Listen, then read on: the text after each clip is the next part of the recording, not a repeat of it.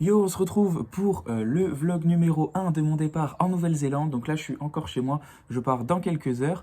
Le but, ça va être tout simplement de suivre mon périple pendant tout ça. Donc moi, je vais quand même ne pas tout vous montrer et bien faire des cuts pour que ce soit pas super chiant non plus. Mais voilà, un petit peu voir et découvrir comment ça se passe réellement. Donc le but, ce sera aussi de vous montrer donc les bons et les mauvais moments parce que c'est pas forcément comme tout le temps sur Insta. Donc voilà, j'espère en tout cas que ça va vous plaire et j'espère aussi que ça va me plaire. Donc merci de regarder et puis voilà, bonne vidéo.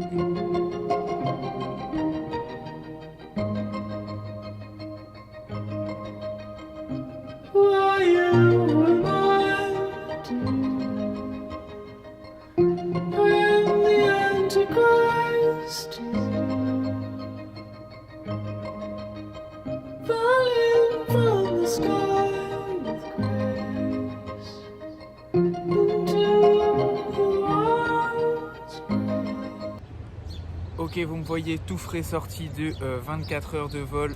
Ça s'est bien passé dans l'ensemble, sauf que moi j'étais genre vraiment serein de fou avant l'avion. J'ai utilisé genre toute ma batterie de téléphone en me disant t'as une batterie externe et tu vas pouvoir charger ton téléphone.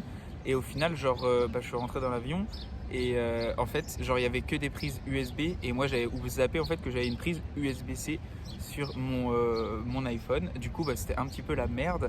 Ce que j'ai fait, la petite technique du collège, c'est-à-dire que tu vas, quand t'as pas tes affaires, tu vas voir ta voisine et du coup, j'ai pété les couilles à la meuf à côté de moi qui avait l'air pas archi heureuse, en plus française et tout. Mais au final, elle me l'a prêté. J'ai pu recharger mon téléphone. Et voilà, et après je l'ai pas du tout utilisé du deuxième vol parce que c'était du coup j'avais pas de chargeur. Mais voilà, sinon à part ça, franchement, bon 24 heures c'était pas super agréable, à la fin tu t'ennuies un peu. Mais sinon c'était cool. Autre chose aussi, j'ai rencontré du coup une dame dans le train. Donc elle est venue me parler direct, elle m'a dit ouais tu viens sur Auckland, etc. On a commencé à taper la discute. Au final la dame elle faisait du vin. Elle faisait du vin genre en Nouvelle-Zélande et elle le produisait genre pour les restaurants de Nouvelle-Zélande, ce qui était super stylé. Et genre elle m'a dit ouais tu cherches du travail, etc. Je connais des gens et du coup genre elle m'a donné voilà les adresses des gens plus des numéros de téléphone, etc. pour trouver du taf. Donc vraiment super cool. Étant donné qu'elle m'a aidé genre 2 fois, je la considère genre presque comme ma mère. Donc voilà, mais en tout cas une dame genre archi cool et franchement c'était super. Elle était genre toute pétillante comme ça, c'était archi agréable. Donc j'espère que je vais en voir d'autres, des gens agréables à voir. Voilà pour cette petite aparté.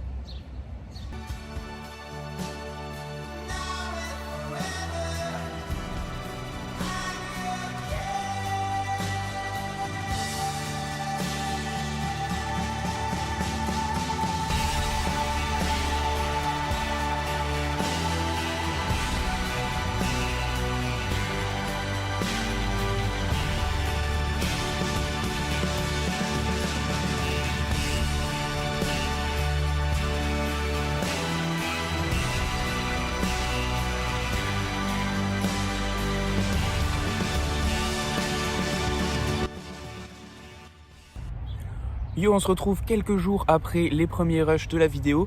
Donc là, ça va faire 5 jours que je suis à Auckland. Et en gros, cette partie-là, ça va être pour ceux qui veulent y aller et qui ne savent pas les démarches, etc. quand on arrive.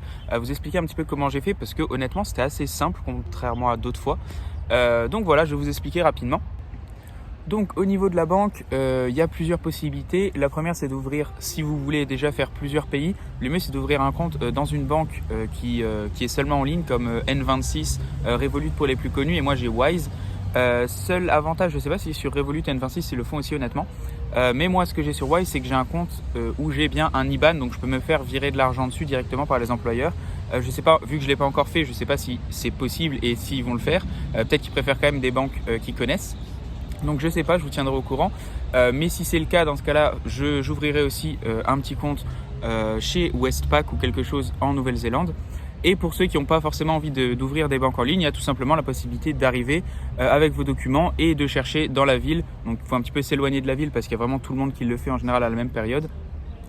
Et ouvrir un compte en banque et après quand vous avez votre compte en banque vous faites un virement depuis votre compte français vers un site. Il y a plein de sites qui font ça comme Wise, de mettre l'argent sur le site et ensuite le site vous l'envoyez sur le compte de Nouvelle-Zélande. Donc voilà pour la banque. Ensuite pour le téléphone, j'ai pas eu trop besoin de me casser la tête non plus. étant donné que je me suis mis chez Free avant de partir avec le forfait à 19,99. J'ai 25 Go à l'étranger pendant 3 mois logiquement, mais en général ça reste un peu plus. Donc pas de souci non plus à ce niveau-là. Seul petit truc, c'est que si vous voulez voyager sans travailler, encore une fois, on peut rester sur du Free si vous allez dans des pays qui sont bien compatibles avec Free, comme la Nouvelle-Zélande par exemple. Mais par contre, si vous voulez un employeur, en général, c'est quand même mieux de prendre une carte SIM chez la téléphonie du coup locale. Donc moi j'ai pris chez Spark qui donne en gros une carte SIM directement et vous avez au moins un numéro de téléphone. Moi j'ai pris le plus petit forfait, genre à 20$. Et derrière, s'il y a des employeurs qui veulent vous appeler, vous pouvez mettre le numéro sur le CV, etc. Donc c'est quand même beaucoup plus pratique si vous voulez en tout cas contacter des gens localement. Mais ça reste possible d'avoir seulement un numéro français. Voilà à ce niveau-là.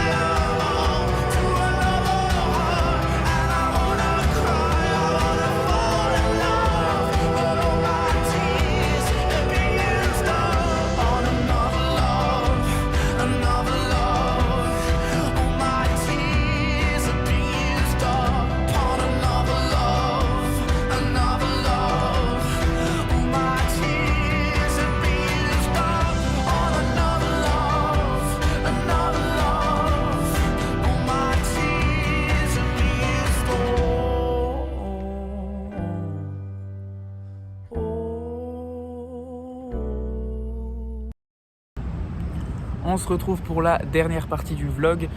Donc dans cette dernière partie, je pense que juste vous parler un petit peu de mes observations que j'ai faites, des choses que j'ai vues, etc. Comme je vous disais au début de la vidéo, mon but c'est pas de montrer genre que en mode tout le monde est en mode la vie d'Aloca, faut être à l'autre bout du monde pour être heureux. C'est pas forcément le cas pour tout le monde, clairement. Donc voilà, je voulais parler un petit peu de tout ce les gens que j'ai rencontrés, les choses que j'ai vues, etc. Tout reste clairement subjectif, c'est vraiment mon avis et ce que j'en pense, etc. Mais voilà, je voulais partager ça avec vous. On commence directement avec les choses que j'ai pu remarquer qui peuvent être compliquées en voyage. Et il y en a où on se rend compte de base et il y en a où tu es un peu surpris. Les premières, la plus logique, c'est on croise quand même des gens qui sont en manque rien que socialement. C'est-à-dire que tu n'as plus tes amis, tu n'as plus ta famille, tu n'as plus ta base très sereine de je sais quand est-ce que je mange le soir, etc. Ça engrange, chez certains, ça engrange de l'excitation ou le fait d'être libre. Et après, chez d'autres, ça engrange le fait d'être un peu angoissé ou stressé parce que je veux dire rien que si tu réfléchis, je veux dire si je tombe, je me casse une jambe, je peux pas travailler, je suis dans la sauce et je dois rentrer. Donc c'est vrai que ça peut aller vite si on commence à se faire des nœuds dans la tête et à trop réfléchir. Donc clairement il y a ce côté-là où ça reste compliqué niveau social, etc. d'être loin de tout ce qu'on aime, quoi. La seconde chose, c'est le côté éphémère, genre en mode là je suis en auberge et le fait que tu croises vraiment énormément de gens. Ce qui est très bien, ce qui est très cool, mais en soi tu croises des gens que tu vas pas voir longtemps, genre il y en a que tu vas voir une semaine, il y en a que tu vas voir 2 jours, etc. Donc à chaque fois tu vas te présenter, tu vas rigoler un peu, mais c'est vraiment des relations qui sont vraiment genre archi courtes. Donc déjà il y a le premier côté, c'est que pour se dévoiler, faut quand même avoir confiance et il faut avoir un bon anglais pour pouvoir se dévoiler à ces gens-là et être apprécié d'être avec eux. Donc il faut déjà avoir quand même confiance en soi et être motivé de fou. Et en plus, les gens, genre vraiment en général, tout le monde a des projets très différents qui restent autour du voyage. Du coup, ça reste assez compliqué d'avoir des vrais trucs en commun. Ou si vous tombez sur quelqu'un qui vous entendez super bien, honnêtement, vous allez peut-être rester avec lui ou elle une semaine et après il va s'en aller et vous allez avoir quand même le seum. Du coup, clairement, ce côté éphémère, c'est assez compliqué à gérer. Même, je pense, au début, c'est quand même simple parce que tu es vraiment dans un bon mood. Mais après, avec le temps, je pense que quand tu t'es présenté à vraiment 50 personnes à l'auberge, au bout d'un moment, je pense que tu en as un peu marre et tu te dis, bon, vas-y, c'est un peu relou. Mais après, c'est ça qui est aussi intéressant parce que ça te permet de découvrir énormément de gens, énormément de cultures, etc. Le dernier truc que je trouve un peu sous-côté, c'est l'ennui parce que honnêtement, c'est pas tous les jours les montagnes russes, il se passe pas quelque chose tous les jours. Ou alors, si vous voulez qu'il se passe quelque chose tous les jours, ça va vraiment vous coûter pas mal d'argent. Mais clairement, des fois il fait moche, des fois vous avez envie de faire une activité, mais au final cette activité c'est une galère, ou alors vous voulez la partager avec quelqu'un parce que tout seul ça vous intéresse pas. Donc clairement, c'est pas non plus tous les jours la folie et faut clairement s'en rendre compte et voilà, c'est quelque chose que je voulais dire. On arrive maintenant au positif du voyage, donc il y en a quand même beaucoup plus honnêtement et vaut mieux. Déjà, on réapprécie des choses entre guillemets toutes simples de la vie, mais genre à 300%. Rien que le fait que des fois je me lève, je me dis genre je vais prendre une douche chaude, genre je suis archi content, alors que t'es chez toi, tu prends une douche chaude, tu l'apprécies clairement et je l'apprécie. Mais là vraiment t'es trop heureux de la prendre. Genre, réellement c'est trop marrant comment juste des trucs tout basiques, tu les kiffes de ouf parce que t'as entre guillemets plus grand chose. Du coup tu rekiffes des trucs super simples. Pour ces qualités-là, c'est vraiment propre à Auckland pour le coup. Donc au niveau clairement de ce que j'ai vu, déjà niveau professionnel, c'est assez intéressant étant donné que l'endroit est quand même beaucoup moins vieux que l'Europe et que certains autres endroits. Vraiment, il y a plein d'opportunités et malheureusement entre guillemets à cause du Covid, il y a plein de gens qui sont repartis. Du coup, il y a plein de bons postes à prendre, il y a plein d'expériences aussi bonnes à prendre. Donc clairement, ça c'est super intéressant.